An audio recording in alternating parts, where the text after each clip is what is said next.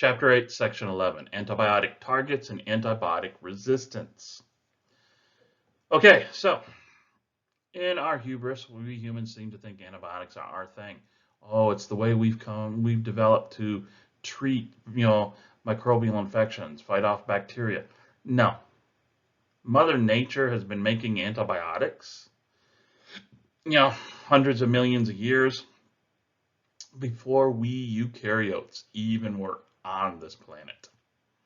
Got to remember, the prokaryotes have been at war with each other for space, for nutrients in their little microenvironments since the beginning.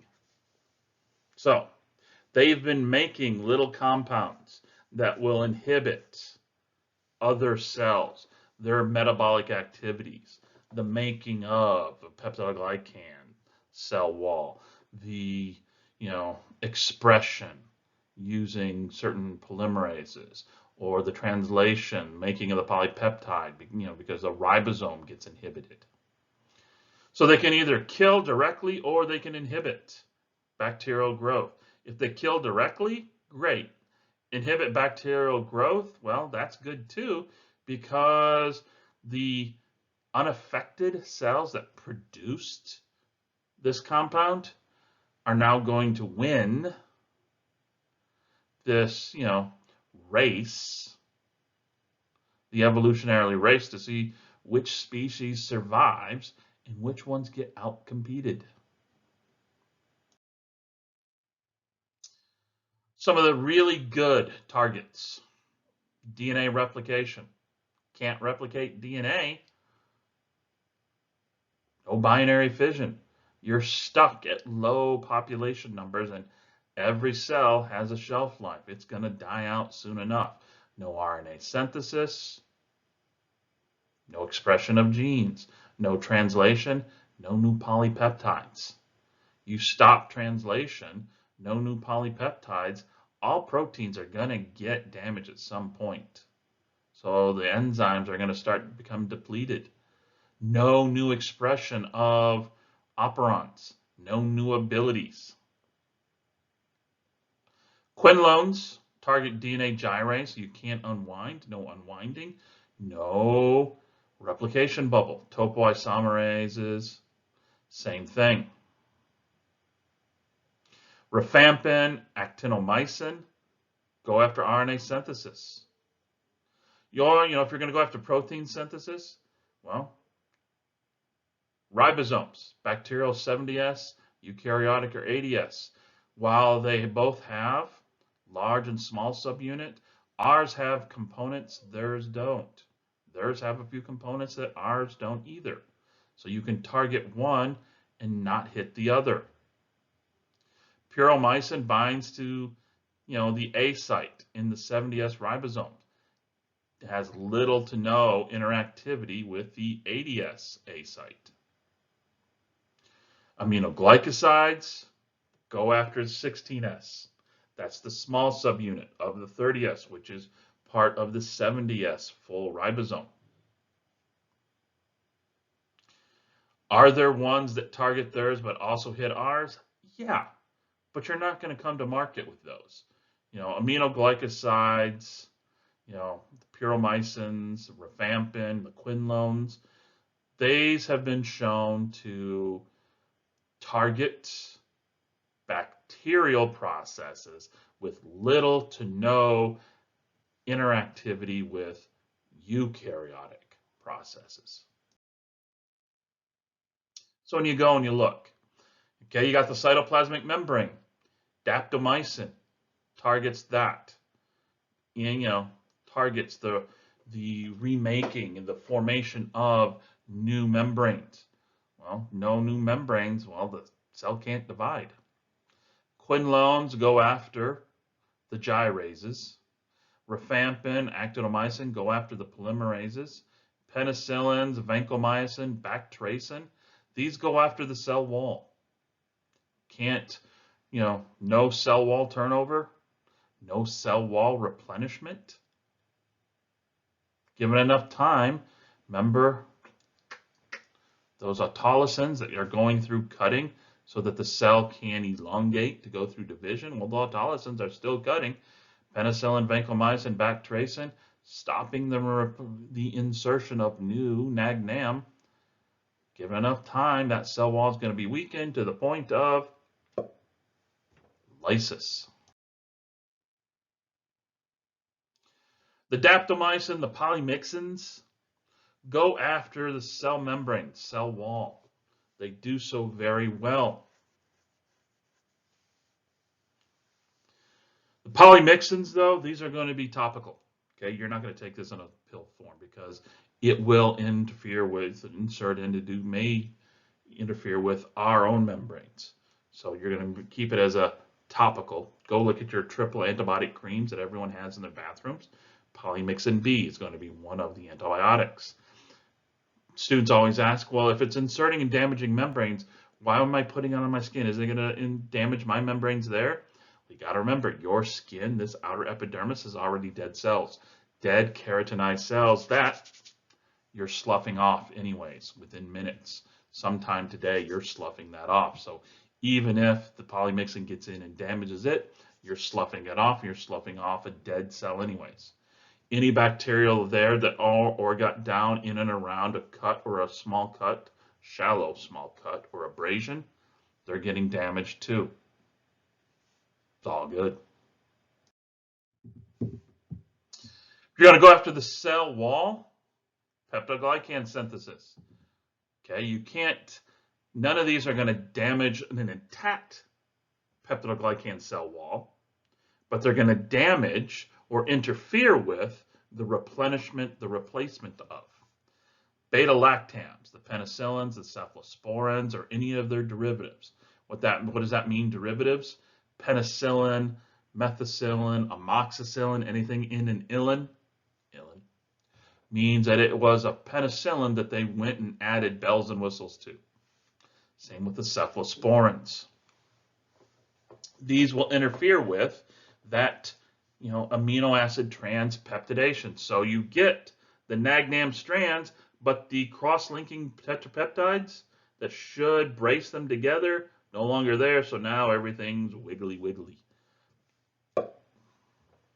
Vancomycin, well, goes after the precursors, prevents insertion.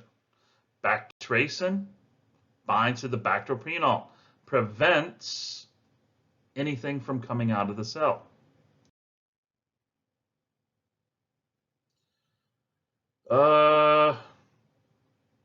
Here's the bane of our modern day existence. Antibiotic resistance. We have all these antibiotics and, well, can't use penicillin anymore. Everything's resistance to it. And yes, I know people want to sit there and blame the farmers. It's not the farmers, F you. Yeah, they may have overused it back in the 50s and 60s because they didn't know any better. Nobody knew any better. MDs were over, prescribing all these, somebody shows up with a runny nose. Here, take this new penicillin. Okay. Anyways, what happens is we overused many decades ago. We're paying for it now. Instead of using it correctly, sparingly, like we should have all along, we've now selected for. So instead of maybe 1 in a million bacteria having resistance capabilities, it's now 1 in a dozen, 1 in 10, or worse, that have, these resistance capabilities. Because we've allowed them to outcompete all the susceptible bacteria. What happens is there's going to be some form of a mutation event, some form of a new ability that's either going to modify the target. Okay, there's one. If you have a drug that's going to go and it's going to interfere with the A site of the ribosome, what it's doing is that drug molecule is actively attaching itself to an R group in the active site, the A site. Well, change the R group. Done. Nothing for it to bind to. Ribosome can now keep working. Something as simple as that. Another is to, well, come up with an enzyme that's going to inactivate it. The beta-lactam rings. That's what penicillin is. It has within it what's called a beta-lactam ring. It's a square ring inside the overall penicillin molecule. Penicillin resistance, cut that ring open. Change the shape, lose function. Penicillin no longer works. Or, you know what? If you can't do 1 and 2, what you can do, what you can do is pump it out. It's called an efflux pump. You can't stop the stuff from diffusing in through the cytoplasmic membrane, but once it's in the cytoplasm, pump it right back out. Boats do this with water, bilge pumps. You can't stop water from getting into the boat, but you can immediately pump it right back out. Boat never fills up. Same here with bacterial cells. Can't stop the antibiotic from getting in. But before it can get in high enough concentrations to interfere with stuff, pump it right back out. Antibiotics degrade. Antibiotics, especially if it's in the body, antibiotics get, taken out by the liver, the kidneys. Just got to wait it out. Not a big problem. And then, well, come up with different metabolic processes that do not use the target. Fine, interfere with that protein. I've got alternate mechanisms. F you. That's what they've done. You got to remember, it's not that hard for these bacteria to do this. I say not that hard. This is a relative term. 1 becomes 2, 4, 8. All it takes in a few million bacteria is 1 to mutate. Comes up with a slightly altered protein that works just a little bit different. Turns out the antibiotic can't bind to it. All 999,999 other bacteria die, except for that one with the mutant. 1 becomes 2, becomes 4, becomes 8. Come back tomorrow. There'll be a few million of them that have that same mutation. Literally what we're looking at happening here. Now, is it that easy? Is it that simple? No. That's just an example that I'm giving you so you have this in your head, how this could work. Another way is the fact that there are just resistance genes. The Beta-Lactamases are an enzyme that some bacteria mutated, developed as a defense mechanism. One bacteria species came up with penicillins. I'm sorry, fungi came up with it. Its competitor, a bacteria, came up with the defense mechanism. Beta-lactamase. Enzinase, it's an enzyme. What does it do? It cuts that beta-lactam ring. Weapon defense. They've been around a few billion years. They're going to have this abilities. So when you look at, here's everything I just talked about.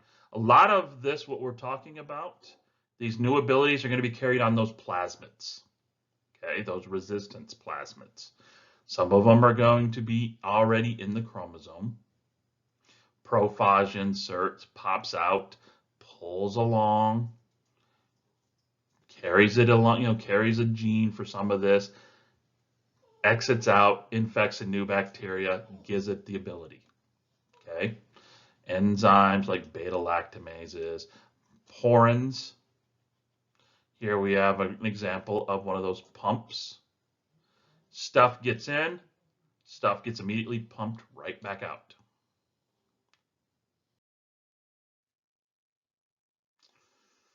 Everything I just talked about, I'll let you just read this on your own. So the efflux pumps, I'm not going to go through all the different genes and proteins present there for these, especially the ones in E. coli.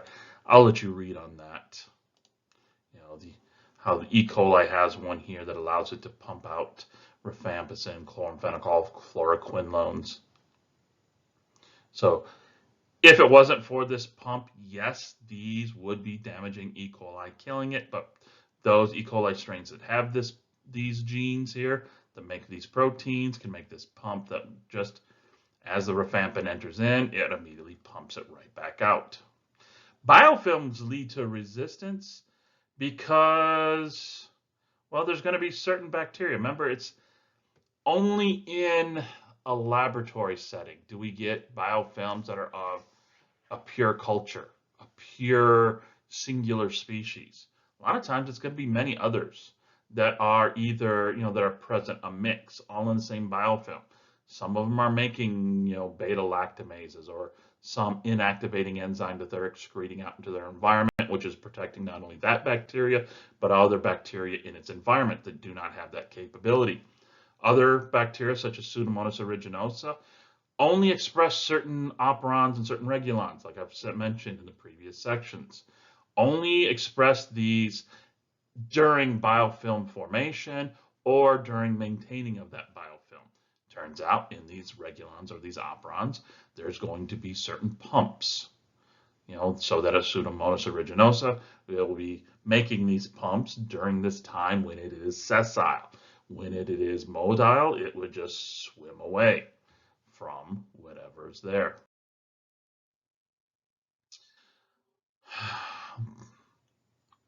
The thing that scares every hospital in this country, MRSA, Methicillin Resistant Staphylococcus aureus. Methicillin is a beta-lactam, okay? Ends in -ilin. Remember I just told you, made the stupid joke. -ilin. Anything ends in -ilins is a penicillin derivative. Means it has that beta-lactam ring, that square ring in its molecular structure. Okay? Beta-lactamases go through and cut this. Change the shape, render it, non-functional.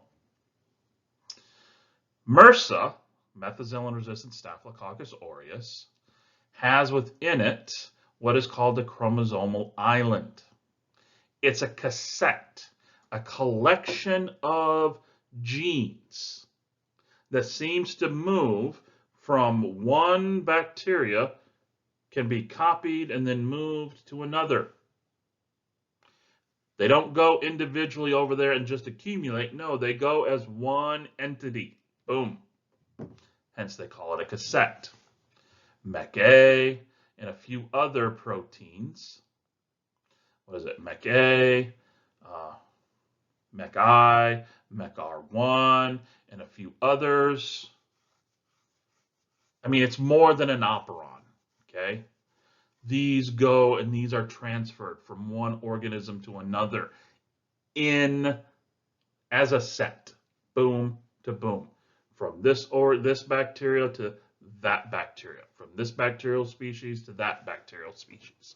Just when it got into Staphylococcus aureus, it seemed to set, it seemed to do very well, and we now end up with MRSA. We still see similar things, erythromycin, spectinomycin. So we see Staphylococcus aureus is really becoming multi-drug resistant, which is freaking out medical people because we're running out. Vancomycin is our last grace to hope. There are no other real drugs that are truly new coming down on the pipeline. All we have are things that are derivative of things that have already been established out there on the market. And, well, if you've got MRSA, you're going to have VRSA.